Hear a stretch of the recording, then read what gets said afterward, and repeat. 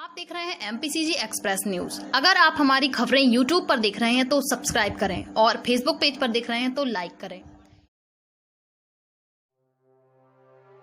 गरीबी को मात देकर राम प्रजापति पहुंच गया मुंबई नगरी और दिखा रहा है अपने जलवे।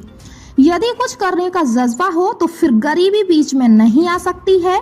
हम एक ऐसे शख्स की बात कर रहे हैं जो गांव की गलियों से उभरकर माया नगरी मुंबई में अपने कला की धाक जमा रहा है। असफलता के बाद सफलता पाने वाले शख्स। अगर आप असफलता से निराश हो चुके हैं और ऐसा सोच रहे हैं कि सब कुछ यहीं खत्म हो गया, तो सफल व्यक्तियों के जीवन से सीख लें। बता दें कि धनीराम प्रजापति इससे पहले भी film article 15, web series मसावा मसावा, TV show तुझसे है राब्ता, कुछ ऐसे बंधन और रैपिडी एड में काम कर चुके हैं। वे अगले महीने तक आ रही एरोज नाउ इंटरनेशनल चैनल पर नीतेश सिंह के डायरेक्शन में द इन्वेस्टिगेशन पार्ट 2 में एक निगेटिव चरित्र की भूमिका में नजर आएंगे। उनका कहना है कि कोरोना के चलते 2 दौर के लॉकडाउन से आगे होने वाले सभी शूट स्थगित हो चुके हैं। थिएटर हॉल भी बंद है। इसका काफी प्रभाव हम जैसे शुरुआती स्ट्रगल करने वाले अभिनेताओं पर पड़ रहा है। तमाम नवोदित अभिनेताओं का कैरियर 4 साल पीछे चला गया है। पिछले 2 साल से लगातार लॉकडाउन पूरी दुनिया को बहुत प्रभावित कर रहा है। इसके बावजूद मेरे शहर सतना के बहुत सारे जूनियर साथी दोस्त रंगमंच में बहुत शानदार काम कर रहे हैं। हम आपको धनीराम प्रजापति के बारे में बताना चाहेंगे। बता दें कि जिले के उचेहरा जनपद पंचायत अंतर्गत करही कला निवासी धनीराम प्रजापति रंगमंच के क्षेत्र में किसी परिचय के मोहताज नहीं है। उन्होंने अपने कैरियर की शुरुआत 2013 में थिएटर से की, जहां का खा गा सांस्कृतिक मंच, लोक रंग संस्था और फिर अपनी खुद की विंध्य वगेली थिएटर ग्रुप सतना नाम की संस्था बनाई।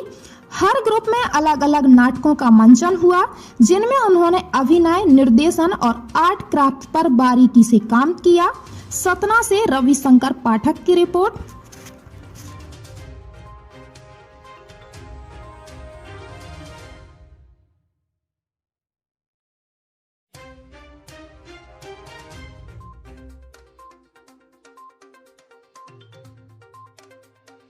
बात है 2009 की।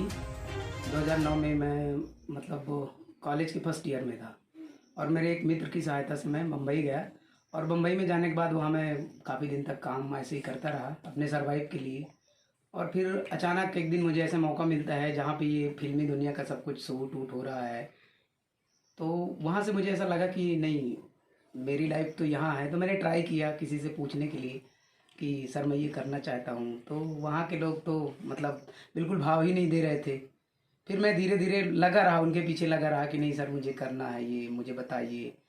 तो अब ये मैं उनका नाम तो नहीं जानता कि वो कौन थे, पर किसी एक आदमी ने मुझे बोला कि आप थिएटर करिए, आप थिएटर करिए और थिएटर से सब कुछ आपको पता चल जाएगा विदिन 2 ईयर के अंदर। फिर हो गया, मैं 2-3 साल तक मुंबई में रहा और थिएटर तलाशता रहा, पर वहाँ बिना फीस के पॉसिबल नहीं था कि मैं मतलब वहाँ थिएटर कर सकूँ। और भारी भरकम फीस वसूलते हैं वहाँ थिएटर के नाम पे, तो वो मेरे हिम्मत से बाहर था। देन मुझे किसी ने सजेस्ट किया कि आप अशोक मिश्रा को जानते हैं क्या? तो मैं कहा ये अशोक मिश्रा जी कौन है? तो मैं कहा मुझे नहीं पता। तो अगले आदमी ने मुझे बोला कि जिन्होंने वेलकम टू सज्जनपुर बनाई थी वो आपके आसपास के ही हैं, कहीं के, सतना या भिलाई के, रायपुर भिलाई के। तो मैं मुंबई से वापस आ गया 2012-13 में और यही डिग्री कॉलेज में रेगुलर एमए करने लगा इंग्लिश लिटरेचर से। और बस फिर थिएटर की खोज में लग गया। और यहाँ फिर मुझे पता चला कि कॉलेज के दिनों में मैं ये कर रहा था, जो अपने यूथ फेस्टिवल होते हैं उसमें प्ले वगैरह कर रहा था, जिसका मंचन हम स्टेट लेवल तक किए। एक नाटक का मंचन, पूस की रात का शहर। वहाँ से मुझे पता चला कि अपने शहर में एनएसडी पास आउट द्वारिका दाहिया हैं। हमने उनको खोजा और उनको खोजने के बाद लकीली वो हमें मिल गए, यहीं सतना में मिल गए। वो उन दिनों रेपेट्री, एनएसडी रेपेट्री से लौट के आए थे। तो उनके साथ हमने रंगमंच करना शुरू किया, लोक रंग समिति सतना के साथ, और 2-3 साल तक अच्छी मेहनत किए। इसके बाद हमें पता चला कि Madhya Pradesh school of drama भी है कुछ, ये 2013-14 में। इसके बाद हमारा द्वारिका दाहिया जी का एक नाटक लगा भारत भवन रंगमंडल में, फेस्टिवल था, तो वहाँ हम गए। वहाँ ड्रामा स्कूल के स्टूडेंट्स की भी प्रस्तुति थी, जहाँ मैंने अरण्य गाथा ड्रामा स्कूल का प्ले देखा। और उसे देखने के बाद मैंने तय कर लिया कि बस मुझे इसी जगह आना है। और फिर उसके बाद मैं सतना लौटने के बाद जी तोड़ मेहनत किया रंगमंच में, जितना मेरे से हो सका। और मेरे तमाम गुरुओं ने मुझे तराशा इसके लिए कि ये चीज़ें तैयार कर लो, अपने शहर की जो लोक कलाएँ हैं, और बहुत सारे लोगों का मुझे सानिध्य मिला। अभी किस में काम कर रहे हैं?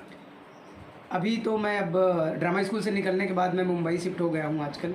और मुंबई में मैंने कुछ छोटे छोटे काम किए हैं, कुछ एड फिल्में किया है।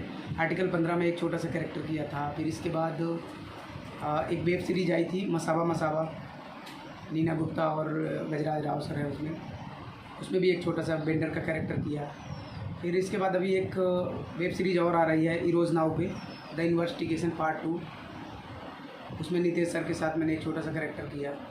और एक अभी वेब सीरीज़ F13 में आ चुकी है दल्ला, जिसमें अस्मित पटेल के साथ मैंने एक निगेटिव कैरेक्टर में छोटी सी भूमिका निभाई है। और रैपिडो ओला बाइक के करीब 3 ऐड किए हैं बॉम्बे लोकल प्रोडक्शन के साथ। 2 एपिसोड तुझसे है राब्ता किया है NTV के लिए। अभी तक यही काम किया हूँ। और आगे क्या योजना है अभी आपकी? आगे की योजना है कि अभी मैं कुछ बड़े बड़े कैरेक्टर की तलाश करूं, क्योंकि अगर मैं ऐसे छोटे छोटे कैरेक्टर करते रह जाऊंगा तो फिर बस इन्हीं में फंस जाऊंगा। तो मैं जाता हूं प्रोडक्शन हाउस, जाता हूं डायरेक्टर से मिलता हूं, कुछ डायरेक्टरों से जिनके साथ काम कर चुका हूं, उनसे बातचीत करता हूं कि सर कुछ अच्छा काम हो मेरे लिए। फिल्मी दुनिया में आपका कोई पारिवारिक भी पहले से है? नहीं, मेरे परिवार में, फैमिली में मतलब दूर दूर तक कोई नहीं है इस लाइन में। और ये मेरे अंदर बचपन से था। मैं फर्स्ट स्टैंडर्ड से स्कूल में एनुअल फंक्शन में पार्टिसिपेट करता था। तो वो मेरे अंदर का जो बचपन का टैलेंट था और एक्टर था वो छुपा हुआ था। शायद धीरे धीरे वो मुंबई जाने के बाद निकला और मैं इस लाइन में आ गया। सभी तरह रोल करते हैं आप? हाँ, अभी जितने रोल मिले हैं तो कुछ निगेटिव हैं, कुछ पॉजिटिव हैं, कुछ कैरेक्टर रोल हैं, मोस्टली कैरेक्टर रोल।